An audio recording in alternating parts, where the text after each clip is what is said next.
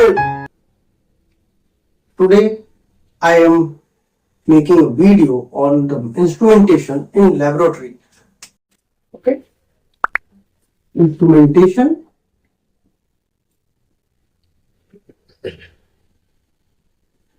in laboratories.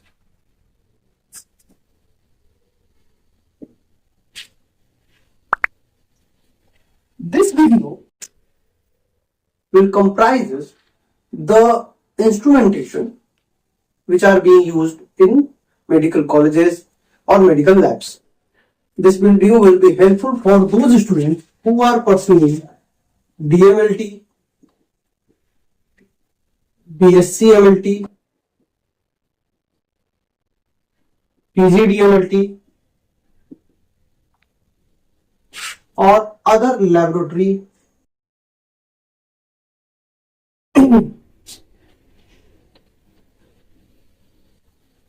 they may be working in other labs or pursuing these courses. This will be helpful for their examinations and I hope this will guide in their future examination and competitive examination. So let us start today's topic, which is instrumentation. Laboratory instrumentation is used to analyze biological samples to use the right easily.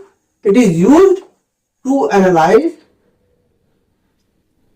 biological samples.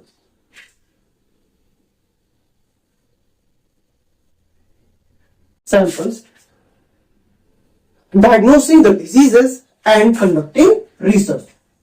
Analyze biological sample, diagnosis,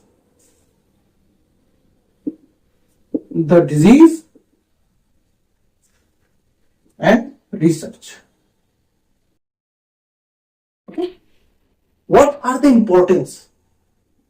There are various importances about this laboratory instrumentation that can be easily said in few points, like it ensures and accurates the diagnosis, because if we send a sample for diagnosis or the test, we can easily diagnose accurately the disease and the cause of disease.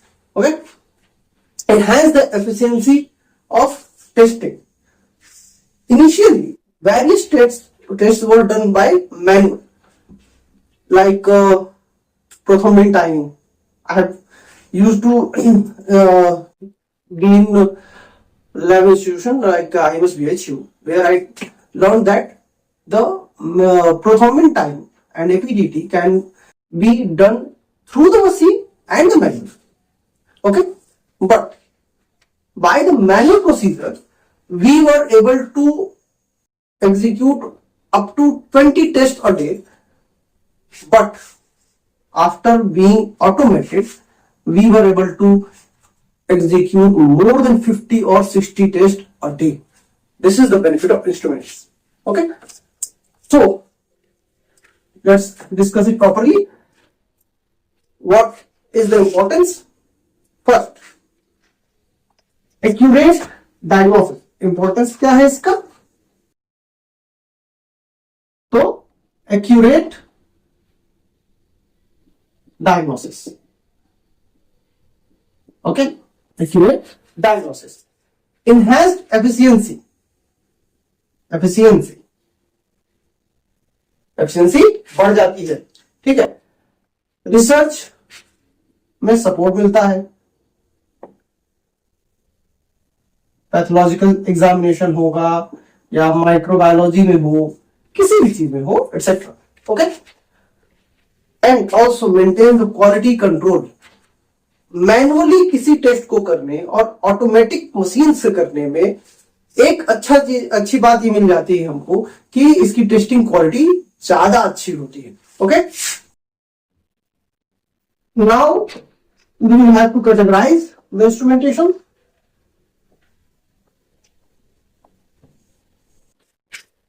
Next point is categories. किस किस category में हम बांटते हैं मशीनों को. मशीनों को किन किन कैटेगरी से बांट सकते हैं? तो पहला होता है इसमें एनालिटिकल। पहला क्या होगा? एनालिटिकल। Okay, analytical. फिर क्लिनिकल, क्लिनिकल केमिस्ट्री, ठीक है। इसके बाद जो होता है हेमेटोलॉजिकल, हेमेटोलॉजिकल, माइक्रोबायोलॉजिकल, हिस्टोपैथोलॉजिकल, ठीक है। इसके बाद मॉलिक्यूलर डायग्नोस्टिक। अब इसको मैं एक एक करके समझाता हूं। एनालिटिकल में क्या होता है? एनालिटिकल वो मशीनें होती है जिसमें हम किसी भी सैंपल को एनालाइज करते हैं on the basis of the gradients और देयर कंपोनेंट्स। ओके, तो स्पेक्ट्रोफोटोमीटर होता है, एसपीएलसी मीटर होता है, पीएच मीटर होता है, ये उसको एनालाइज करता है, ठीक है। तो एनालिटिकल मेथड कहते हैं इसको। क्लिनिकल केमिस्ट्री में ऑटो एनालाइजर एक मशीन होती है, 5 पार्ट, कॉमन लैंग्वेज में उसको सुना होगा, 5 पार्ट 3 पार्ट टर्म यूज करते हैं। सीबीसी टेस्ट लगाया जाता है इसमें, एलएफटी टेस्ट लगता है, आरएफटी टेस्ट लगता है। तो मशीन ही इनसे आती है। उसके बाद बीजीए, बीजीए, तो इसमें दो टेस्ट कॉमन है, इसका बहुत कॉमनली यूज है एबीजी और डीबीजी, ठीक है। आर्टेरियल ब्लड गैसेस और वेनस ब्लड गैसेस, इसका बहुत कॉमन इस्तेमाल होता है। तो ये हो गए क्लिनिकल केमिस्ट्री के साथ। हेमेटोलॉजिकल, हेमेटोलॉजिकल में सीबीसी मशीन जो मैंने बताया, सीबीसी मशीन हो जाती है, कॉम्बिनेशन एनालाइजर होता है, ये सब हो गया। Microbiological, culture plate, incubators, autoclave, microbiological हो गए। हिस्टोपैथोलॉजिकल में एक मशीन होती है जिसको हम लोग माइक्रोटूम कहते हैं, जो कटिंग करने काम में आता है। एक मशीन बहुत कॉमनली यूज होती है, पहले मैनुअली जब हम लोग हिस्टोपैथोलॉजी करते तो उसमें 11 कंपोनेंट्स लगाए जाते हैं जो 24 घंटे का ड्यूरेशन लेते हैं, ठीक है। अब वो ऑटोमेटिक डाल के छोड़ दो और अपना आप काम करता है, इसको कहते हैं हिस्टोकाइनेट, ठीक है। टिश्यू प्रोसेसर एक टर्म यूज करते हैं उसके लिए। इसके बाद मॉलिक्यूलर में पीसीआर मशीन होती है, डीएनए सीक्वेंसर होता है, ये सब इसका होंगे। तो ये कैटेगरीज में हम इसको बांट लेते हैं। अब पहला जो टॉपिक है इसमें आया एनालिटिकल। पहला कौन सा आया? एनालिटिकल। अब इसकी बात करते हैं। तो एनालिटिकल क्या करेगा? तो इसमें जो मैंने पहला कहा था स्पेक्ट्रोफोटोमीटर, स्पेक्ट्रोफोटोमीटर, स्पेक्ट्रोफोटोमीटर जो होता है ये लाइट के एब्जॉर्बेंस को मेजर करता है, ठीक है। लाइट के एब्जॉर्बेंस को मेजर करता है। अब क्लास 10th 9th के बच्चा भी जानता है कि भाई लाइट के 7 सेक्शन होते हैं, ठीक है। 38,100 एंगस्ट्रॉम से लेकर के 7,800 एंगस्ट्रॉम तक काम करते हैं, ठीक है। ये इसकी वेवलेंथ होती है। अब वेवलेंथ क्या है ये सब तो मैं जब फिजिक्स का वीडियो ना हो तो पढ़ा दूंगा, फिलहाल इतना जान लो कि ये वेवलेंथ पे काम करता है। हर लाइट की अपनी एक पर्टिकुलर वेवलेंथ होती है। तो उसी तरह से ये लाइट को एब्जॉर्ब करता है और उसके एब्जॉर्प्शन रेट के हिसाब से ये देखते हैं कि कितना है। इसके बाद दूसरा आता है इसमें एचपीएलसी, एचपीएलसी और जीसी। ये क्या है? क्रोमेटोग्राफी। क्रोमेटोग्राफी सिस्टम जो होता है ये एक केमिकल सीक्वेंसिंग को फॉलो करता है। केमिकल कंपाउंड के अंदर हर एक कंपाउंड की अपनी खासियत होती है, उसका एक अपना मॉलिक्यूलर वेट होता है, मॉलिक्यूलर स्ट्रक्चर होता है। तो ये गैस क्रोमेटोग्राफी और हाई प्रेशर लिक्विड क्रोमेटोग्राफी जो होती है इसका इस्तेमाल हम लोग जब करते हैं, ये उस मॉलिक्यूलर स्ट्रक्चर को देखती है कि वो कैसे रन कर रहा है, ठीक है। हर मॉलिक्यूलर एक कंपाउंड को लोगे तो उसका अपना मॉलिक्यूलर वेट होता है, तो हर मॉलिक्यूलर वेट का अपना एक डेंसिटी होगी, उसकी अपना एक स्ट्रक्चर होगा, उसके हिसाब से ये काम करता है। इसके बाद है पीएच मीटर। इसके बाद क्या है? PH meter. 1 to 7 to 14 ये सीक्वेंस हम लेते हैं। 7 न्यूट्रल होता है, हाईली एसिडिक, हाईली बेसिक।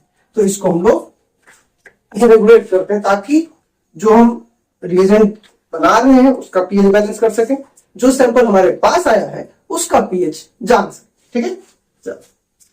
इसके बाद है हेमेटोलॉजिकल इंस्ट्रूमेंट। इसके बाद क्या है? Haematological instruments. ओके, दूसरा है हेमेटोलॉजिकल। अच्छा, ये जो मैं बना रहा हूं या बता रहा हूं ना, इसको नोट करते चलना, क्योंकि ये सीधा एक लॉन्ग क्वेश्चन के रूप में भी आ जाता है। और इसमें जितनी चीजों को मैंने बताया, जितनी चीजों को, वो एमसीक्यूज के रूप में भी कभी कभी पूछा जा सकता है। ठीक है, तो हेमेटोलॉजिकल में एक तो बहुत कॉमन हर लैब में मिल जाता है, जिसको कहते हैं हेमेटोलॉजी एनालाइजर, जिसमें सीबीसी टेस्ट लगाया जाता है, कंप्लीट ब्लड काउंट। एक टेस्ट होता है जिसमें कि पूरे जो एक ब्लड सैंपल लेते हैं उसको पूरा का पूरा वो टेस्ट लगाता है और ब्लड के सारे कंपोनेंट्स के बारे में वो बताता है, सीबीसी का। दूसरा है कोगुलेशन एनालाइजर, जैसे मैं अभी बताया कि जब मैं पढ़ रहा था तो वहां पर हम लोग मैनुअल पीटीआईएनआर और एपीटीटी ल्यूपस एंटीकोगुलेंट टेस्ट लगाते थे, टाइम लगता था। लेकिन बाद में जब वहां पे ऑटोमेशन हुआ तो उसका फायदा ये मिला कि जो एक दिन में 20 टेस्ट लग पाते थे मैक्सिमम, अब वो 60-70 तक लग सकते हैं बिना किसी टेंशन के। पहले क्या होता, एक आदमी को बैठना पड़ता था, और अगर स्टॉप वॉच यूज की जाती थी तो अगर वो स्टॉप वॉच गलती से भी थोड़ा ऊपर नीचे हो गई तो उस टेस्ट को फिर से करना पड़ता था। तो अब ये थोड़ा सा इजी हो गया है टेस्टिंग। ठीक है, तो उसमें हेमेटोलॉजिकल में एक ये हो गया, और एक कोगुलेशन प्रोफाइल, कोगुलेशन एनालाइजर, इसमें हम लोग कोगुलेशन प्रोफाइल टेस्ट करते हैं। ठीक है, इसके बाद है माइक्रोबायोलॉजी। माइक्रोबायोलॉजी में क्या क्या है देखो,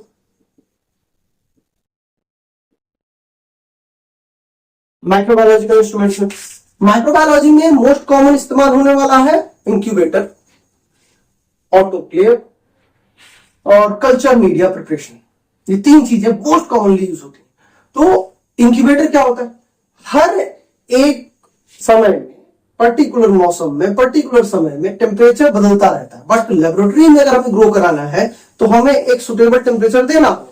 इंक्यूबेटर काम बस वही है कि हम जिस टेम्परेचर को चाहते हैं वो हमें प्रोवाइड करें, यानी किसी भी कल्चर मीडिया के लिए या किसी भी माइक्रो ऑर्गेनिज्म ग्रो करने के लिए जो ऑप्टिमम टेम्परेचर चाहिए वो प्रोवाइड करता है।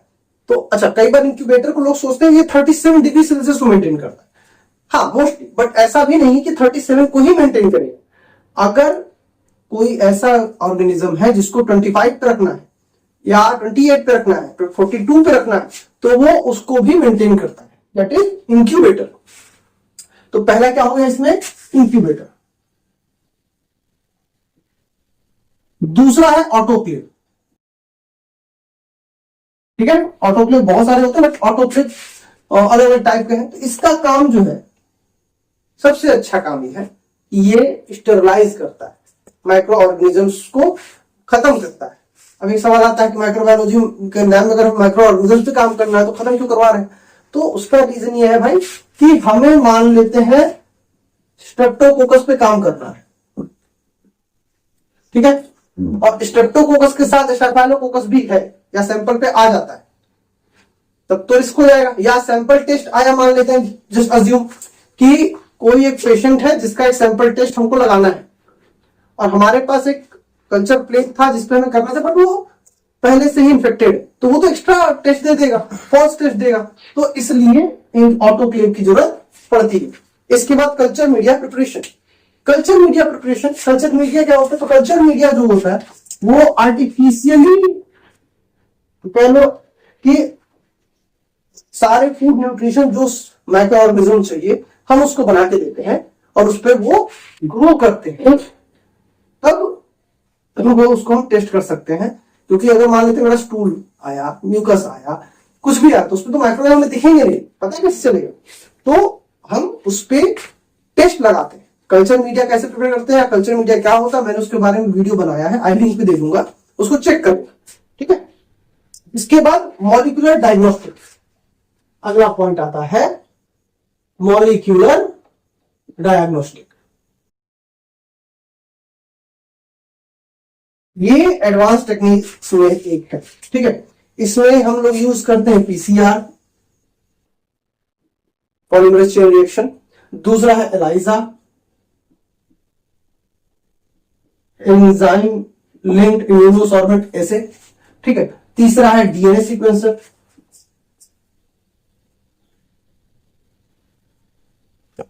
तो पीसीआर क्या करता है, डीएनए के छोटे छोटे सेगमेंट्स को एनहांस करता है, एम्प्लीफाई करता है।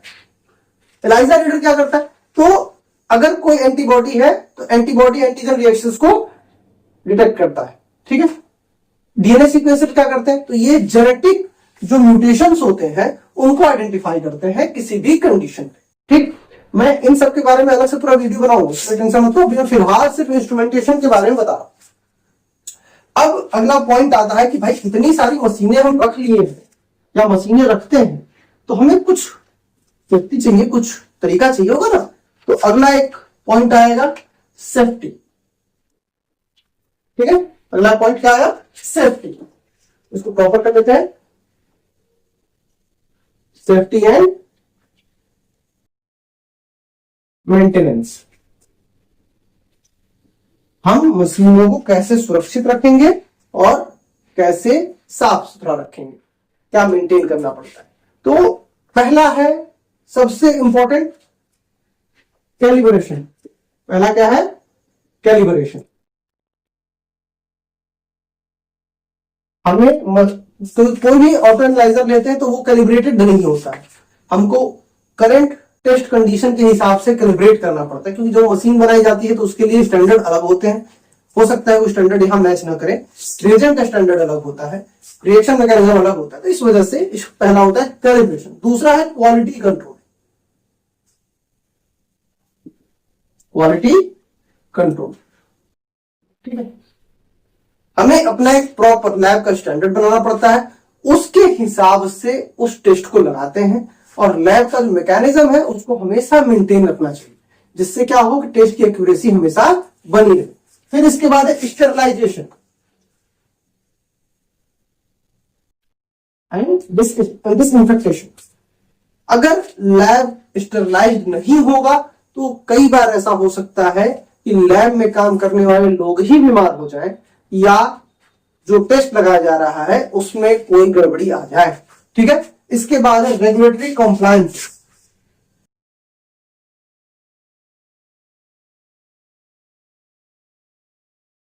रेगुलेटरी कॉम्प्लायंस,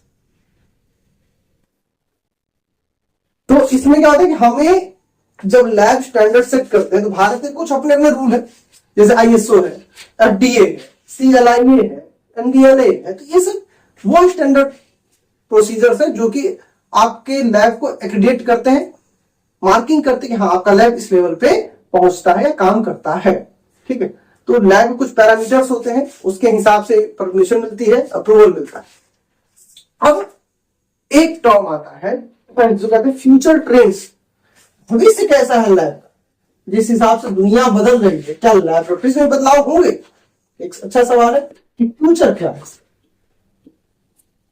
तो जिस हिसाब से दुनिया बदली है अगर देखा जाए तो लैबोरेटरीज में बहुत ही जल्द ऑटोमेशन और एआई आने वाला है। अब मैं इसको इसलिए बता रहा हूं कि अगर आप स्टूडेंट हैं, अगर आप पीजीडीएमएलटी, बीएससीडीएमएलटी, एमएलटी कुछ भी कर रहे हैं और आप स्टूडेंट हैं, तो आपसे एक सवाल ही अगर आता है तो इसमें इस पॉइंट को अगर ऐड कर दोगे तो मार्क्स बढ़ सकते हैं। तो आप इसको ध्यान सुनिए। अभी जैसे एक एग्जांपल देते हैं, आज से अगर हमको 50 साल पहले, 100 साल पहले की बात करें तो टेस्ट की जानकारी उतनी थी नहीं। कहते हैं कि आज से जब भारत में वैदिक समय था, उसके बाद जब वहां शुगर टेस्ट करना होता था तो जो आयुर्वेदिक डॉक्टर होते थे उस समय ज्यादातर तो उन लोगों को यूरिन टेस्ट करना होता था। यूरिन टेस्ट है शुगर टेस्ट के लिए। तो वो लोग उसको क्या करते थे कि अच्छा, इसमें 2-3 कहानियां है। एक कहानी है कि वो लोग उसको, जो पेशेंट होता उससे सुबह का पहला पेशाब लेते थे, उसको मंगाते थे और उसको खुद पी के टेस्ट करते थे। मुझे उसमें लॉजिकल नहीं लगता है।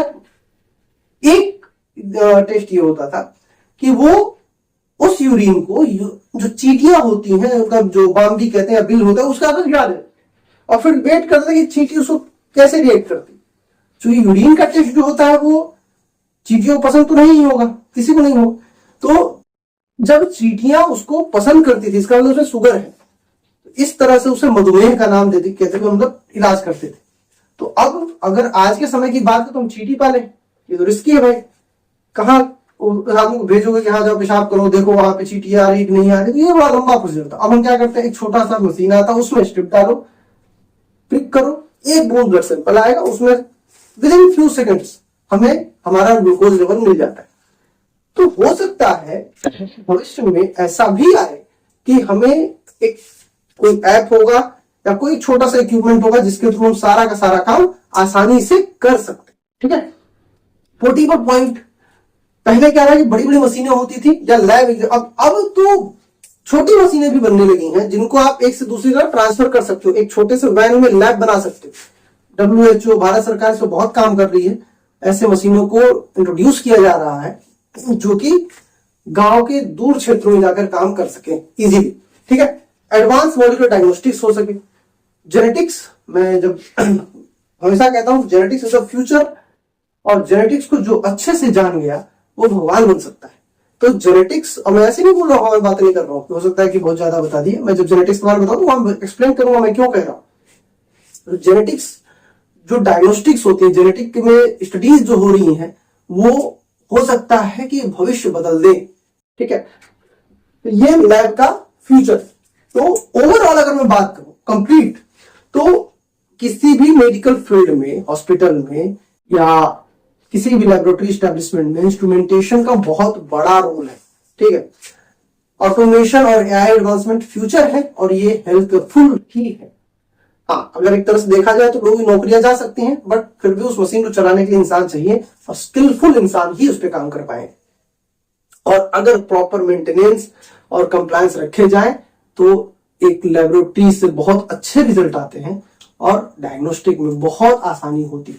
ठीक है, तो ओवरऑल की अगर मैं कहूं तो ये आज मैंने जितना बताया, अगर step by step point wise point समझ गए हो तो अच्छी बात है। पॉइंट आउट हो पूछ सकते हो, लॉन्ग क्वेश्चंस में ये आता है जनरली, और इसमें बहुत सी चीज छोटी छोटी है जो कि MCQs में पूछी जाती है।